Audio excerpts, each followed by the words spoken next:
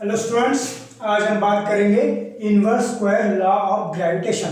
याद रखना, inverse square law of gravitation.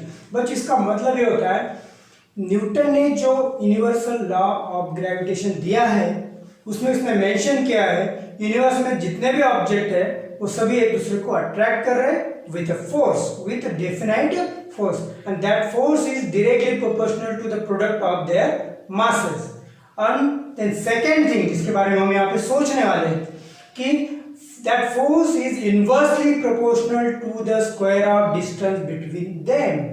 यहाँ पे डिस्टेंस का स्क्वायर जो है वो इनवर्स स्क्वायर लिया है, तो ये इनवर्स स्क्वायर ग्रेविटेशन लॉ में क्यों आया, तो ये ऐसा इसमें अज्यूम क्यों किया न्यूटन ने।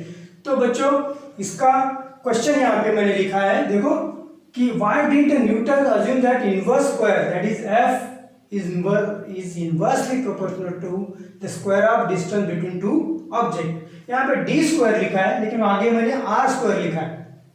तो बच्चों, अगर कोई बॉडी अगर सर्कुलर मोशन में है तो उसका जो सेंटर से डिस्टेंस आएगा वो रेडियस रहेगी, इसलिए मैंने वहां पे r स्क्वायर लिखा है। That depends on distance in his law of gravitation. जो हमने इसके पहले डिस्कशन किया वही वो क्वेश्चन है, ठीक है। तो ये ऐसा इसने इनवर्स स्क्वायर लॉ क्यों लिया, तो बच्चों ये जो न्यूटन ने इसको मैथमेटिकली एक्सप्रेशन मतलब मैथमेटिकली एक्सप्रेस करके हमको दिखाया है तो इसके लिए उसने केप्लर का जो थर्ड लॉ है उसकी हेल्प ली। चलो देखते हो किस तरह से उसने सॉल्व किया। बच्चों, इसके लिए सबसे पहले देखना पड़ेगा circular motion of object and magnitude of the centripetal force. तो सेंट्रीपिटल फोर्स का जो मैग्नीट्यूड है बच्चों, सेंट्रीपिटल फोर्स क्या होता है, सेंटर सेकिंग फोर्स होता है, ये हमने पहले देखा है। चलो अभी बात करते हैं कि एक ऑब्जेक्ट है जो कि सर्कुलर मोशन में क्या कर रहा है, मूव हो रहा है विद अ कांस्टेंट स्पीड। याद रखना, विद अ कांस्टेंट स्पीड।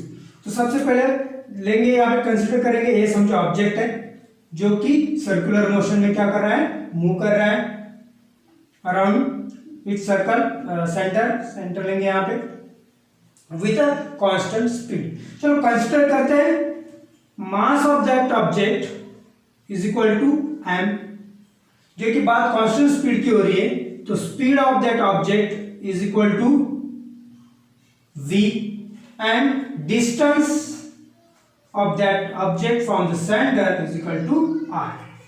चलो ये डिस्टेंस लेते हैं यहां से, ठीक है, ये रहेगा r।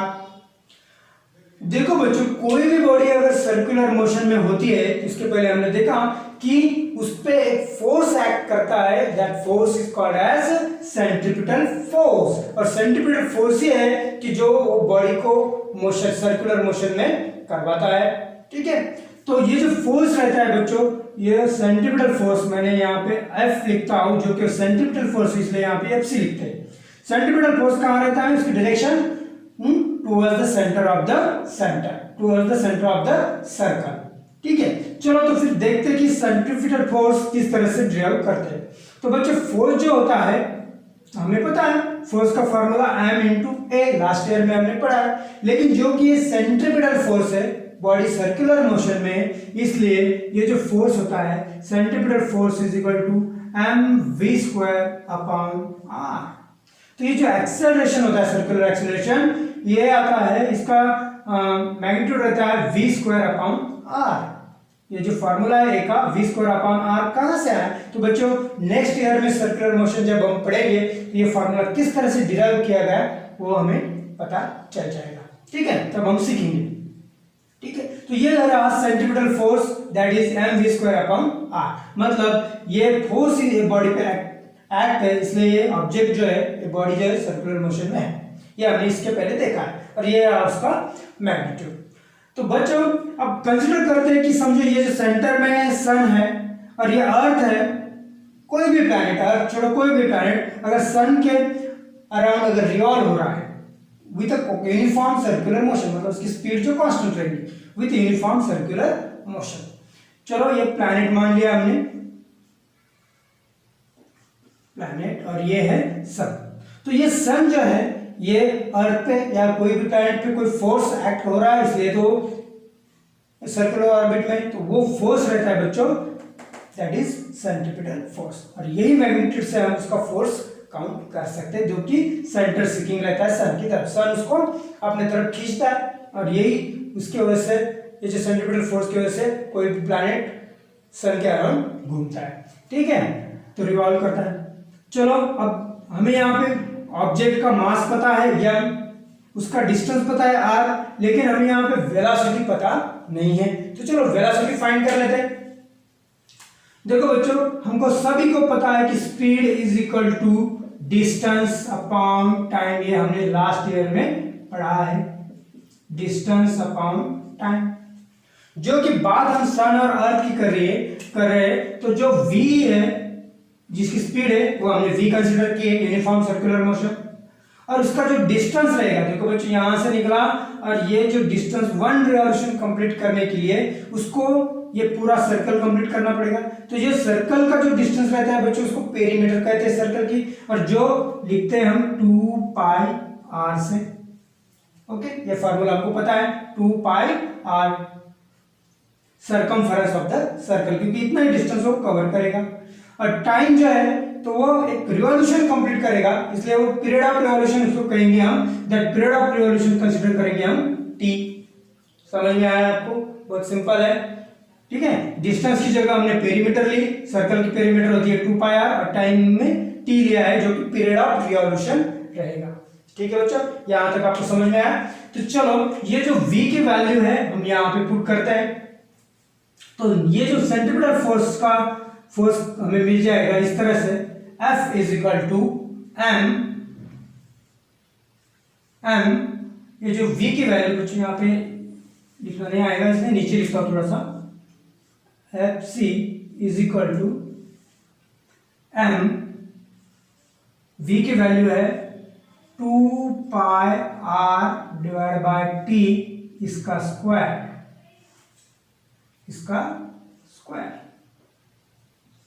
ठीक है। इसका हम क्या करेंगे, स्क्वायर और डिवाइड बाय जो t जैसे के वैसे, ठीक है। चलो अब इसको सॉल्व करते हैं। सॉरी, यहां पे आएगा यार, ओके, इसको सॉल्व करेंगे। Fc is equal to m into 2 का स्क्वायर 4 पाई का square pi square into r का square r square divide by t का स्क्वायर और टोटल डिवाइड बाय, सॉरी यहां पे लिखता हूं, टोटल डिवाइड बाय r, ठीक है। मुझको लगता है आपको समझ में आया होगा। Centripetal force is equal to, ठीक है। अब ये जो r स्क्वायर और ये r क्या हो जाएगा, एक दूसरे को कैंसिल करेंगे और फिर हमें मिलेगा Fc is equal to 4m pi square r divide by t square, ठीक है। अब ये जो इक्वेशन मिला है उसको हम क्या करेंगे, दोनों तरफ मतलब मल्टीप्लाइंग एंड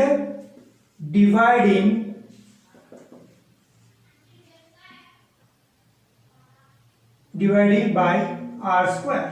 ये जो इक्वेशन को क्या करेंगे, हम मल्टीप्लाई भी करेंगे और डिवाइड भी करेंगे r स्क्वायर से। तो इक्वेशन मिल जाएगा हमको Fc is equal to 4m pi r square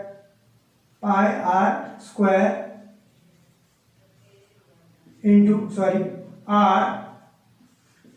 r square, जो कि हम दोनों तरफ क्या करने वाले, मल्टीप्लाई डिवाइड भी करने वाले r स्क्वायर से, तो ये आएगा t स्क्वायर r स्क्वायर, ठीक है।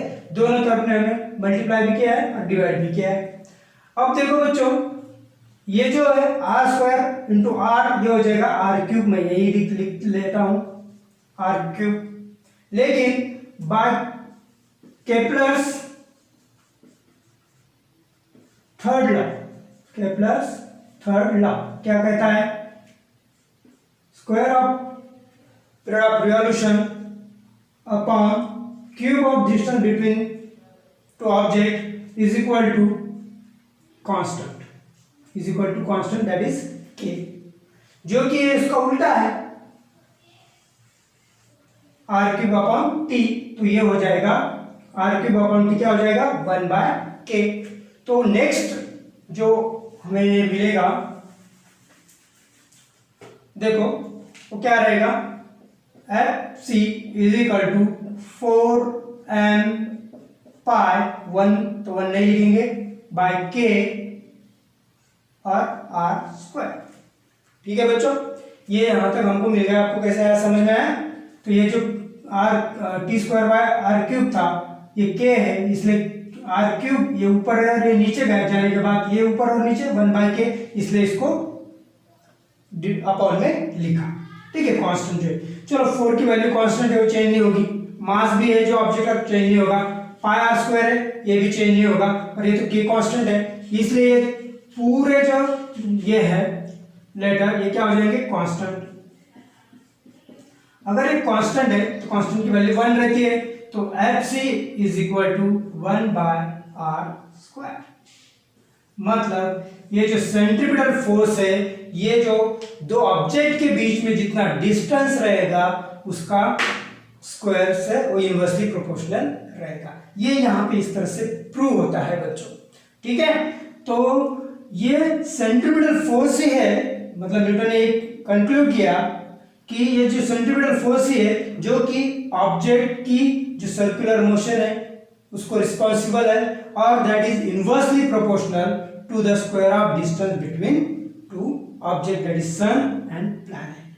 ठीक है बच्चों, तो इस तरह से ये यूनिवर्स स्क्वायर लॉ उसने डिराइव किया with the help of Kepler's third law. ठीक है, चलो, तो ये जो बच्चों और एक बात मैं यहाँ बताना चाहता हूं कि ये जो फोर्स है सेंट्रीपिटल फोर्स, यही रहता है gravitational force, force of gravity. ठीक है, तो फोर्स ऑफ ग्रेविटी जो है, मतलब ये जो ग्रेविटेशनल फोर्स है, सभी फोर्सेस की अगर बात करेंगे तो सबसे वीक फोर्स यही है। बाकी बहुत मस्कुलर फोर्स है, मैकेनिकल फोर्स है, फ्रिक्शनल फोर्स है, मैग्नेटिक फोर्स है, इलेक्ट्रिक फोर्स है, और ये जो ग्रेविटेशनल फोर्स है, इन सब फोर्स में सबसे वीक फोर्स है ग्रेविटेशनल फोर्स है। फिर भी पूरी यूनिवर्स यही फोर्स पे चलती है, तो एक अमेजिंग बात है। ठीक है, तो इस तरह से ये याद रखना है जो मैंने सभी बातें आपको बोली है। Thank you.